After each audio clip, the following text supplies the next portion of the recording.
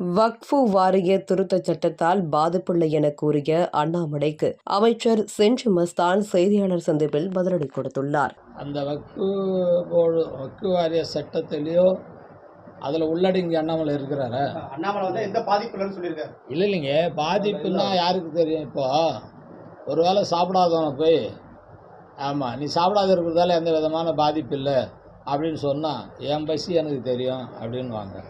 அண்ணாமலைக்கும் அந்த சட்டத்திட்டத்துக்கும் செயல்பாடுக்கும் அவரால் அது முழுமையாக அறிஞ்சிக்க முடியலன்றதால் தான் அவர் சொல்கிறாரே தவிர இது காலாகாலமாக இருக்கிற சட்டம்.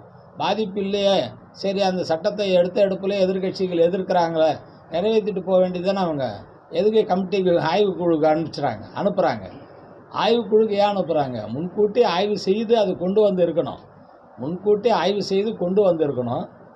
அதில் திருத்தங்கள் என்ன செய்யலான்னு ஒரு ஆலோசனை கேட்டிருக்கணும். அவசரமாக அது செய்கிறதால தான் அதை நம்ம ஒட்டுமொத்தமாக எல்லாரும் எதிர்க்கிறாங்க. இந்தியா கூட்டணி மட்டும் இல்லைங்க, அவங்க கூட கூட்டணி இருக்கிறவங்களும் அதை எதிர்க்கிறாங்க. அதனால் அது கமிட்டியில் தான் அதை முடிவு பண்ணுவாங்க.